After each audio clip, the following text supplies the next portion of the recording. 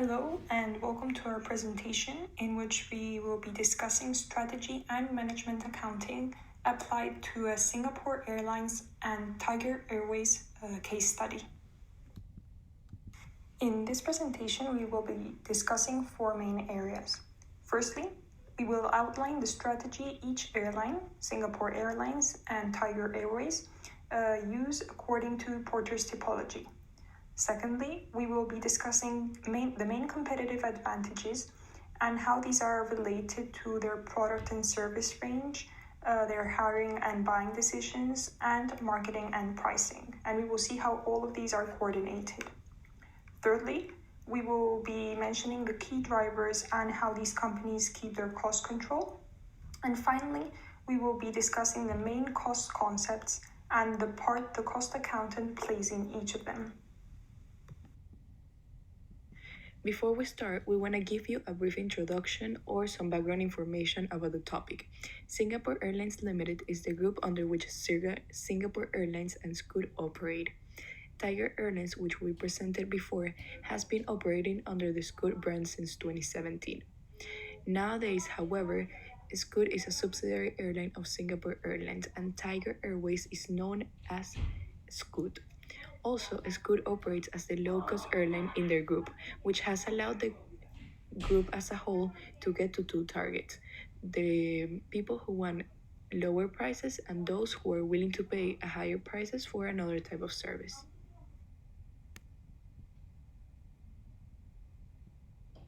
As previously stated, Tiger Airlines merged with Scoot and is now operating under the Scoot brand. In addition, we must acknowledge that Scoot Airlines is a low-cost airline which is a subsidiary of Singapore Airlines. For the first part of the presentation, we're going to focus on the strategies used by both airlines according to Potter's typology. These two are differentiation and cost leadership. In the differentiation spectrum, we must acknowledge that Singapore Airlines has been ranked among the best in the world due to their excellent service and superior quality, which has differentiated them from their competitors. In addition, their human resources training is very strict, and what they call Singapore Girl, which you can see in the picture, they all have the same in hairstyles and same dresses. They actually train for 15 weeks, almost twice as long as other airlines. Their in-flight experience is ranked as one of the best, and they have in-flight entertainment, gourmet cuisine, and fine wines, the ability to order your dish in advance by internet, and what they call pets in air. All of the things are a reflection on their constant seek of innovation and what has differentiated them from other competitors. Also, Singapore Airports is one of the best in the world, and it is very innovative and easy to travel around, which makes the experience for the customer more favorable. Their prices are also a reflection of the service they provide, and customers consider the experience to be worth the price, which has made them outstand in comparison to other airlines. On the other side, cost leadership is another strategy used by the group Singapore's Airline Limited, which is the group under which Singapore Airlines and Scoot operate. One of the things that have made them outstanding is the prices of their tickets. Singapore Airlines uses pricing leadership in the industry, and Scoot Airlines acts as the low-cost airline which makes tickets available for all kind of people. This thanks to the innovation using fleets and labor costs. Singapore Airlines uses young fleets, which are fuel efficient and have lower maintenance cost, which therefore lowers the cost of tickets. Also, we must consider that their labor costs are low compared to competitors. For example, their labor cost is 16.6% compared to 30% from their competitors, which is due to their continuous drive for productivity and their cost reduction programs. On another note, Singapore's airport is highly efficient in terms of their infrastructure and the cost of landing, which is way cheaper than other airports, such as the Hong Kong airport, which has led to the reduction of costs as well. Last but not least, the effective use of technology and innovation, such as their web page being one of the most eye-catching ones, has led to the reduction of costs as well.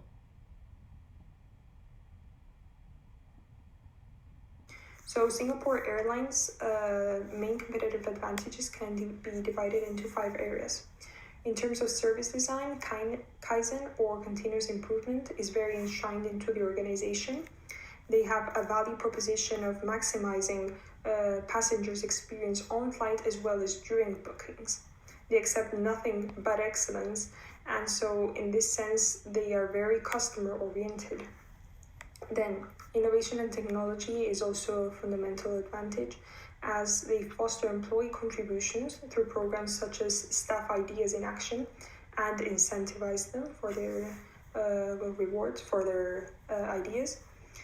Then profit consciousness is also a very differential aspect over other airline companies, which tend to prioritize size over profitability. Singapore Airlines is more cost efficient and employs a dual strategy, as Adela mentioned, of cost leadership and differentiation. But I think more leaning towards differentiation, as they are able to maintain very competitive prices, but at the same time target very high-end consumers. Then strategic synergies, they do this through diversification and merging to reduce costs. Also through very careful control of inputs, and such as fuel, for instance, and quality standards. And one of the ways in which they do this is by being based in Changi Airport, which is one of the most highly cost-efficient airports in the world, with a very broad network and infrastructure. And then finally, a very important advantage is like the actual labor. They have the staff holistic development, which they constantly train and which is very team-oriented. And so here we related to these different aspects. The service design would be, and the profit consciousness in a way would be related to the product and service range. Innovation and staff holistic development would mostly be about hiring and buying. And profit consciousness, and also strategic synergies. And profit consciousness would be more about the marketing and pricing, because through their differentiation strategy, they're trying to promote an image of luxury, of satisfaction. Then, in terms of Tiger Airways' competitive advantage, I would say it's their unique culture, their very relaxed approach, which actually comes from their merge with Scoot. Then innovation, also there's high level of digitalization employed. This is also seen in terms of their product and service range, with how they implemented the Scoot in Silence cabin, and how it counts with Singapore Airlines reputation and know-how. So this is to a large extent the reason why innovation very much is present. Then in terms of profit consciousness, it's similar to Singapore Airlines, but I would say it is a bit more focused on cost leadership than differentiation, but it is also a dual strategy. Another difference is that it is more ambitious in terms of its expansion plans. It intends to double its fleet, but most importantly, I think if we're talking about competitive advantages, is the fact that it counts with the know-how and the reputation of Singapore Airlines as the parent company, and it is able to offer a much wider array of destinations that will overall benefit the customer. So again, this is very much related to the product and service range that they have achieved through this merge. And also the cabin crew is very customer friendly and team built, which is related to like the unique culture to the hiring and buying.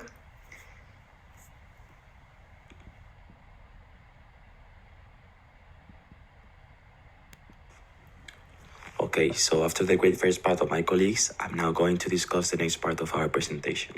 To start with, as a brief intro, running an airline is extremely expensive and also a quite risky business. Just the aircraft itself represents an immense expenditure, and we have to take into consideration that there are many other costs within the aircraft and outside of it.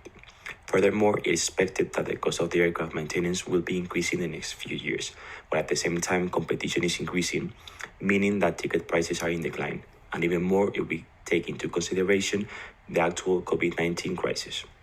Therefore, it is obvious that each airline keeps track of its success by measuring different aspects of its key operational figures, costs and net revenues, all in a consistent way according to their strategy that they are following. Then it is important to mention and discuss the different key drivers and what will be their focus in keeping cost control. In our case, Singapore Airlines is well known for many different things, such as high levels of innovation and excellent service, but it highlights the way they are giving priority to being profitable rather than expanding and being a bigger airline. As they say, we don't want to be the largest company, we want to be the most profitable. As a consequence, any possible strategy to be taken in the future is fully analyzed on the balance of benefits versus costs. They have a significantly higher efficiency, and that is due to the key feature of a successful cost leadership and effective service strategy. This also applies to Scoot and Tiger Airlines. So, in this case, the key drivers and costs that they should keep control are mainly fuel, employees, aircraft, flight operations, and maintenance. In order to be efficient and profitable, their focus in keeping cost control has to be very rigorous, effective, and optimizing. There are many different ways in which airlines can reduce costs. For example, to implement a full cost reduction strategy, by economies of scale, buying big quantities of fuel that will end up in a lower cost per gallon, to improve the employee productivity, by scheduling fair and reasonable flight hours for the crew or maintaining a highly skilled workforce, or in terms of flight operations, to optimize the number of flights or negotiation airport fees. Moreover, another example could be to put high technology to work in the maintenance of the aircraft, as Lufthansa is already doing. All of these will be their drivers to take into consideration to track their success and profit and to implement different strategies. They will want to keep an extended control of all the costs they have in the day-to-day within all the different operations. A good control of such drivers will lead them and are actually leading them to achieving their efficient and profitable goals. And that is why we're talking about the strategy and organization as an example of a sustainable advantage through a dual strategy.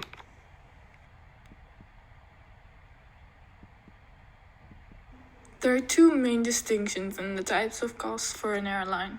They can be direct or indirect.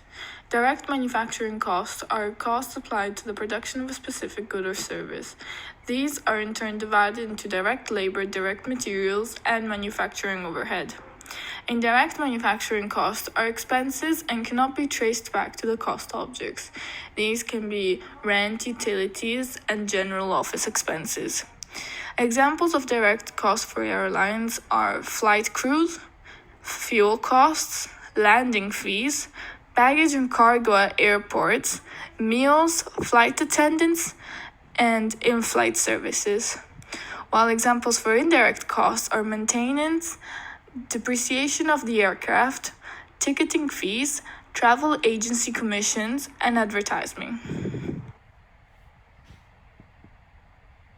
Regarding the role of cost accountant in each cost concept, airlines can reduce costs in different ways from examples as follows. The first is through the use of fuel hedging contracts.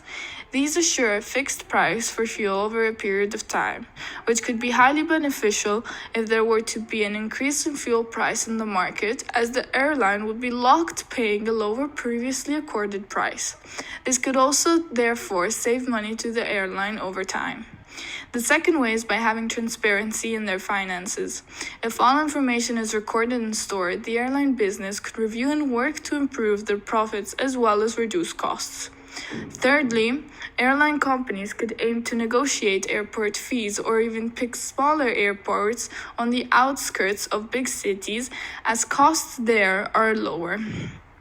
Lastly, something Singapore Airlines has managed to do very well is focus on incremental development instead of continuous innovation.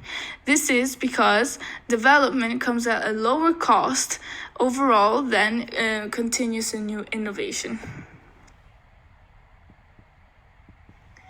Last but not least, to give a brief conclusion, first, innovation and technology has allowed Singapore Airlines Limited to be superior to competitors and grow exponentially in the last decades. The competitive advantage is important for both airlines, as they target two different groups, and despite the fact that half of Scoot routes are also operated by Singapore Airlines, this has not impacted negatively neither of them. Both companies have presented cost reduction programs, and Singapore Airlines' constant seek for innovation has allowed them to reduce costs and become market leaders. Lastly, direct and indirect costs are part of these airlines, and cost accounting play a huge role in making decisions that benefit the company and lower their cost. And finally, this is a list of the references we used in the presentation.